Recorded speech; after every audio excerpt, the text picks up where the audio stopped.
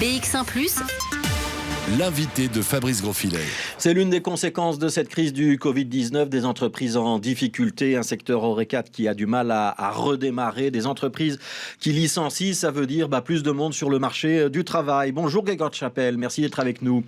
Bonjour, merci pour votre invitation. Vous êtes le directeur général d'Actiris, qui s'occupe donc de la recherche d'emploi en région bruxelloise. Les économistes, la Banque nationale, le Bureau du plan, des organismes comme Grédon annoncent beaucoup de pertes d'emploi dans les mois à venir. On parle de 180 000 chômeurs en plus d'ici la fin de l'année à l'échelle du royaume. Est-ce qu'on a des chiffres pour la région bruxelloise? À quoi est-ce que vous vous attendez, vous, à Actiris? Alors oui, on a des chiffres. On a déjà des chiffres aujourd'hui, puisqu'on voit que le chômage des jeunes a déjà fortement augmenté au 30 mai sur base de la comparaison avec l'année dernière, plus 8% de chômage des jeunes et malheureusement plus 33% des jeunes après études. Donc ça, c'est un premier signe. Pour le reste, le chômage global est stable grâce au chômage économique, grâce au chômage temporaire qui permet pour le moment d'amortir le choc. Mais nos outils de prévision et de prospective, View Brussels, c'est l'Observatoire bruxellois de l'emploi et de la formation, nous propose 3 scénarios, un scénario à plus 10 000, un scénario à plus 20 000 et un scénario à plus 30 000 chercheurs d'emploi.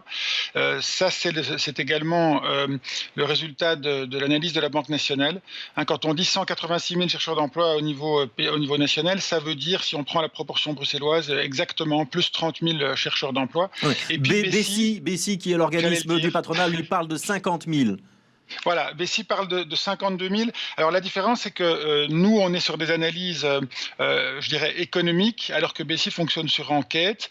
Et peut-être que Bessie prend plus en compte les prévisions des chefs d'entreprise qui tiennent en compte le changement éventuel de comportement des consommateurs. Et puis notre grande inquiétude, ce serait de basculer dans un mécanisme de faillite contagieuse, c'est-à-dire d'avoir une contagion de faillite, une faillite en entraînant une autre. Ça, c'est le risque auquel nous sommes confrontés. Dans tous les cas, si on prend le scénario intermédiaire, plus 30 000 chercheurs d'emploi, ça veut dire un doublement de la charge de travail pour Actiris, puisque le flux de chercheurs d'emploi qu'on accompagne d'habitude sur un an, c'est à peu près de 30 000 nouveaux chercheurs d'emploi par an. Donc ici, on serait sur un doublement de la charge de travail. C'est vrai qu'il y en a 30 000 de plus rien qu'en 6 mois, enfin rien que sur la seconde partie de l'année. Ça veut dire... Pour être précis, on parle dans l'année qui vient.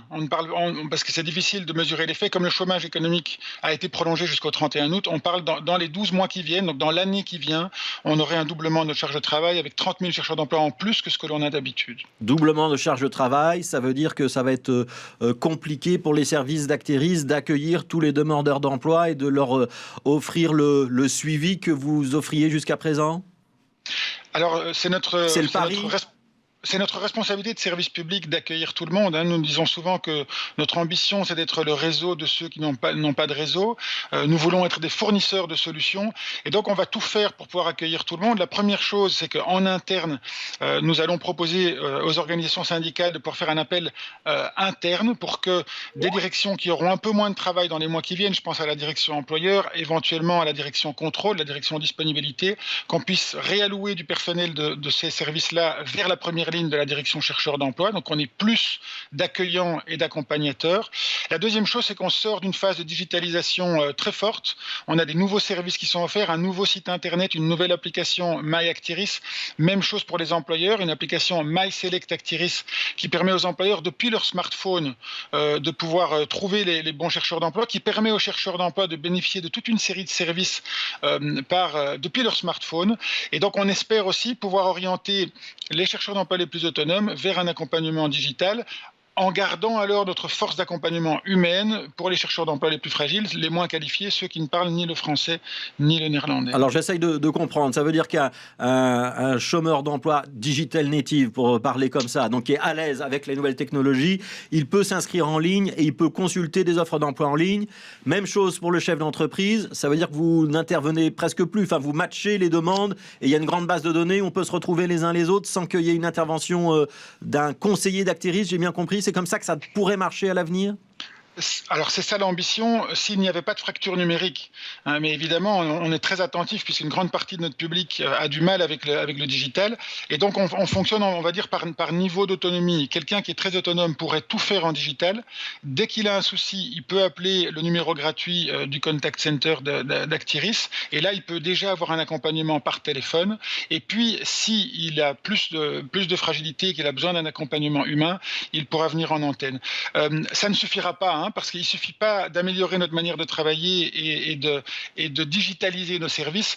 Aucune entreprise, même une entreprise privée, ne peut, je dirais, augmenter sa productivité de 100% uniquement avec de la digitalisation. Donc on a introduit une demande auprès du gouvernement régional, auprès du ministre Claire Failly, qui la défend auprès du gouvernement régional, pour obtenir des renforts néanmoins. Alors on ne va pas pouvoir doubler nos équipes, mais pour pouvoir au moins avoir des renforts.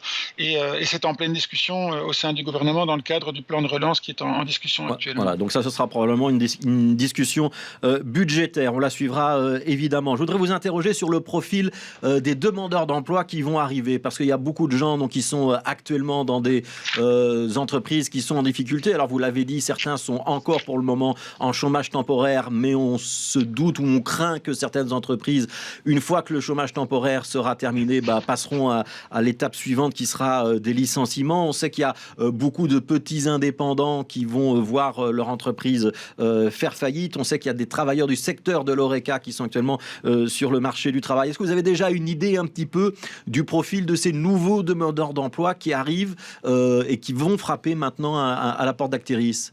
Est-ce que ce sera un public particulier ou pas? Alors évidemment, ce sera un public particulier par rapport à un marché de l'emploi classique, puisque ça veut dire qu'on va avoir une grande masse de chercheurs d'emploi proche de l'emploi. La difficulté qu'on avait jusqu'à présent à Actiris, c'est qu'on avait beaucoup de chercheurs d'emploi malheureusement fragiles, peu qualifiés, chômeurs de longue durée. Ici, je vais dire que le côté positif par rapport aux besoins des employeurs, puisqu'il y a des secteurs qui sont en croissance malgré la crise, pour les besoins des employeurs, vous l'avez dit, on s'attend à peu près 20% des chômeurs temporaires qui basculeraient en licenciement définitif. On s'attend à 10% des indépendants qui feraient faillite. Il y a tout le secteur de l'intérim qui est à l'arrêt, et donc on va avoir une augmentation, mais ce sont des gens qui sont proches de l'emploi. Donc ça, c'est la bonne nouvelle pour les employeurs. Pour employer le jargon, ils ont une bonne employabilité, c'est ça. On peut les activer facilement. C'est un mot qu'on n'aime pas beaucoup, mais en tout cas, ils ont des compétences, ils ont une motivation et ils sont proches de l'emploi. Donc oui, la réponse à votre question est oui. Et donc, c'est un appel aux employeurs pour leur dire, plus que jamais, Actiris est la solution pour vous. Vous avez un service gratuit, vous encodez votre offre d'emploi sur votre smartphone, et si vous souhaitez une présélection et un pré-recrutement gratuit, Select Actiris est à votre disposition. Là où ça devient compliqué, c'est que ces 30 000 chercheurs d'emploi qui arrivent, ce sont des concurrents directs pour les autres. Et je pense par exemple aux jeunes, et c'est pas pour rien qu'on voit une augmentation de 33% du chômage des jeunes après études. Oui, alors il y a justement une difficulté. Les jeunes qui vont être diplômés cette année, qui vont arriver sur le marché du travail, ou sans diplôme d'ailleurs, ils se retrouvent au pire moment pour commencer leur vie active. Eux, ils n'ont pas le droit aux allocations de chômage. Donc on est vraiment là dans une difficulté importante. On sait que la région bruxelloise et Actiris s'étaient distingués parce ce que vous aviez appelé une garantie jeune, qui est devenue depuis une garantie chômage, puisqu'on l'a étendu à toutes les catégories de demandeurs d'emploi. On va pouvoir continuer à assumer cette garantie qui consistait à offrir à coup sûr une formation, un emploi, un stage dans les mois qui suivaient l'inscription au chômage, ou ça va devenir trop compliqué pour vous là? Alors une réponse en deux temps. D'abord, oui, les jeunes sont en général discriminés à l'embauche parce que les employeurs ont du mal à faire confiance à quelqu'un qui n'a pas encore d'expérience, et comme vous l'avez dit, ils arrivent dans la situation la pire puisqu'ils vont être en concurrence directe avec des chercheurs d'emploi qui, eux, en ont une et viennent tout juste de perdre leur emploi. C'est la raison pour laquelle on a introduit toute une série de demandes dans le plan de relance en discussion auprès du gouvernement, et notre ambition est certainement de maintenir la garantie jeune, voire de maintenir la garantie solution pour tous, mais j'irai un pas plus loin. La prise de position de l'Organisation internationale du travail de la semaine dernière, c'est d'appeler tous les pays concernés par la crise du coronavirus à une garantie emploi jeune. C'est-à-dire, jusqu'à présent, on était dans une garantie solution, soit un emploi, soit un stage rémunéré, soit une formation professionnelle. Il faut évidemment poursuivre les investissements sur ces trois fronts, mais ça ne suffira sans doute pas, puisqu'on va avoir un nombre très important de jeunes chercheurs d'emploi qui vont rester chez Actiris. Et donc, il faut aussi sans doute prévoir la création d'un certain nombre d'emplois subsidiés supplémentaires. Et ça, c'est la recommandation que fait l'OIT, c'est d'être dans une logique à la fois keynésienne de relance de l'économie par la mise à l'emploi et à la fois surtout dans une logique de ne pas sacrifier une génération.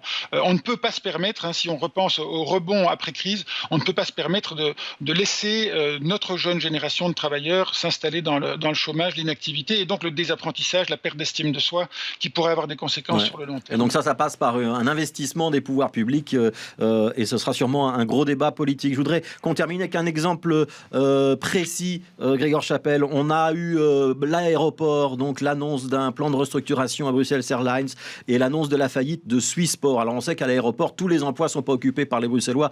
On dit souvent que c'est un emploi sur 4 qui est occupé par un Bruxellois. Le reste sont plutôt des travailleurs qui viennent de la région flamande. Est-ce que vous avez déjà eu des gens de Swissport ou de Bruxelles Airlines qui ont tapé à la porte d'Actiris? Comment ça se passe pour eux? Est-ce que vous pouvez trouver des solutions? Est-ce qu'il y a des débouchés envisageables pour ces gens-là? Ou est-ce que il va falloir attendre que l'activité redémarre à l'aéroport?